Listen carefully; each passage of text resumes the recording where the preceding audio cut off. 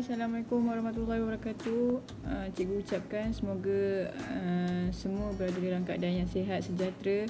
Waktu-waktu PKP ni semua stay at home, okey? Okey, jangan lupa untuk isikan semua kehadiran kelas kita pada hari ini di Google Form yang telah cikgu berikan, okey? Okey, minggu lepas siapa yang ingat kita belajar tajuk apa? Topik apa? Okey, betul. Kita belajar pasal reka bentuk fashion ataupun jahitan.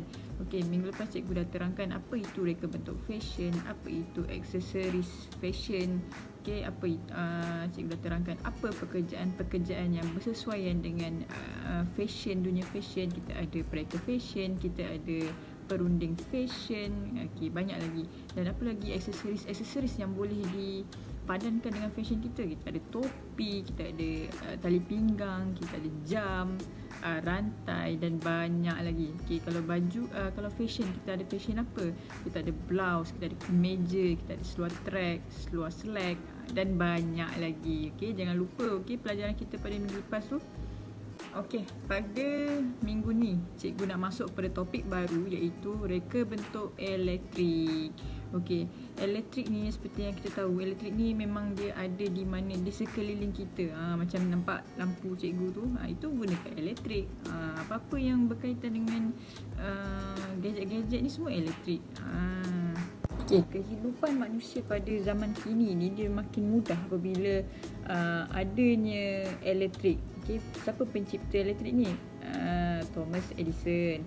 Okay, disebabkan dengan innovation yang dia buat tu, banyak kelebihan ataupun kemudahan kehidupan kita dapat dilakukan. Sepertinya kita tidak lagi hidup dalam keadaan bergelap dan kita boleh menonton TV, mendengar radio, kita boleh melayari internet, kita boleh apa orang kata, buka komputer, kita ada vacuum, kita ada rice cooker, kita ada kettle dan banyak lagi.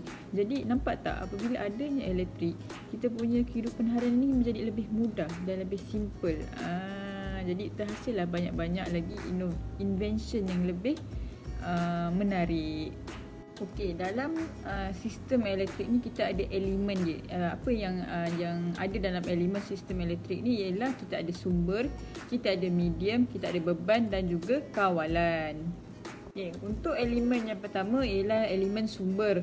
Okey, sumber tenaga elektrik ni dia berpunca daripada jana kuasa, bateri, solar dan banyak lagi. Okey, terdapat dua jenis sumber tenaga iaitu sumber yang boleh diperbaharui dan juga sumber yang tidak boleh diperbaharui. Okey, untuk contoh sumber yang boleh diperbaharui ialah contohnya maksudnya ia ni boleh digunakan semula, dia tidak akan habis. Contohnya angin, air, matahari dan ombak. Okey, untuk sumber yang tidak boleh diperbaharui ni dia macam, maksudnya sumber ni bila kita guna dia habis. Guna je habis, dia tak ada lagi nak orang kata refill lah, tak ada. Okay, contoh sumber yang tidak boleh diperbarui ini ialah petroleum, arang, gas, tenaga nuklear. Sumber elektrik di negara kita ni dia terhasil daripada jana kuasa tenaga hidroelektrik, selain daripada sumber gas dan arang batu. Okey, untuk elemen yang kedua ialah medium. Medium ialah dia adalah perantara antara sumber dengan beban. Medium berfungsi untuk mengalirkan arus elektrik. Medium ni dia terbahagi kepada dua jenis, iaitu medium yang berwayar dan medium yang tidak berwayar. Okey, untuk contoh medium yang berwayar dan tidak berwayar ialah contohnya komputer.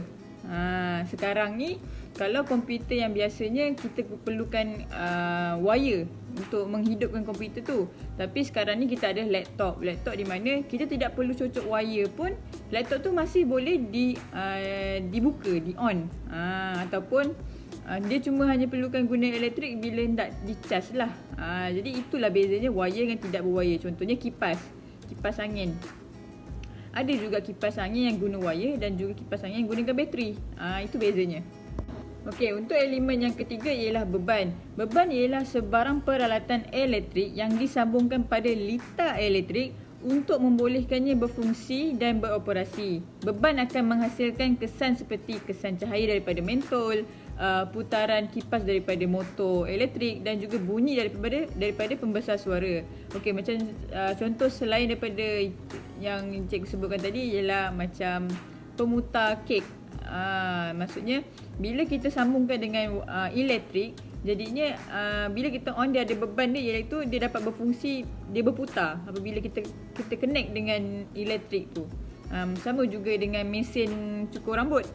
Mesin tu bila kita cocok dengan elektrik, bila kita on, barulah dia berputar. So maksudnya itulah beban dia. Dia tukarkan dia menghasilkan kesan daripada motor elektrik itulah. Okey, seterusnya ialah kawalan. Kawalan bermaksud pengawalan arus elektrik secara selamat, iaitu dengan cara memutus dan menyambungkan litar. Kawalan elektrik ni dapat dilakukan secara manual ataupun automatik. Sebagai contoh, kita boleh kawal air fryer. Macam siapa yang ada air fryer kat rumah, awak boleh tahu kan, kita dah cocok elektrik tu. Okey. Lepas tu kita boleh kontrol suhu berapa tinggi, berapa panas yang kita nak. Kita boleh kontrol suhu, kita boleh kontrol masa. Bila kita nak, sampai bila kita nak dia dipanaskan, dimasak. Itulah contohnya kawalan. Baiklah, seterusnya kita masuk kepada jenis-jenis arus yang ada dalam elektrik. Okey, yang pertama ialah arus ulang-alik ataupun AU. Okey, sistem penjanaan dan pengagihan elektrik dari stesen jana kuasa hingga ke rumah adalah menggunakan arus ulang-alik. Voltan bagi arus jenis ini boleh dinaikkan dan diturunkan menggunakan transformer. Penghantaran elektrik ini dilakukan dalam keadaan voltan yang tinggi supaya dapat merendahkan nilai arus. Tujuan dia buat macam ni adalah untuk mengurangkan kehilangan kuasa semasa proses penghantaran. Macam dekat rumah awak ni semuanya guna arus ulang-alik, di mana kita ada satu penjana elektrik, adalah kawasan penjanaan elektrik, dan dari situ kita mengagih-agihkan elektrik kepada seluruh rumah. Maksudnya daripada situlah dia agih-agihkan kuasa elektrik ni kepada setiap rumah menggunakan arus ulang-alik, dan dia menggunakan voltan yang tinggi supaya dapat merendahkan nilai arus tu. Okey. Seterusnya ialah arus terus ataupun AT.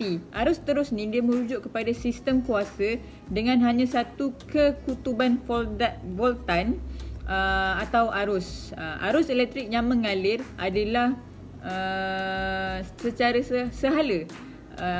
Arus terus dihasilkan daripada pelbagai sumber seperti bateri, sel solar dan dinamo jenis commutator. Dalam arus terus ni, cas elektrik mengalir dalam satu arah saja. Okey, baiklah, sampai di sini saja kelas kita. Jangan lupa minggu depan cikgu akan masuk bab pengiraan menggunakan kita akan membuat pengiraan parameter elektrik, dan kita akan buat reka bentuk litar lah. Okey, get ready untuk minggu depan. Okey.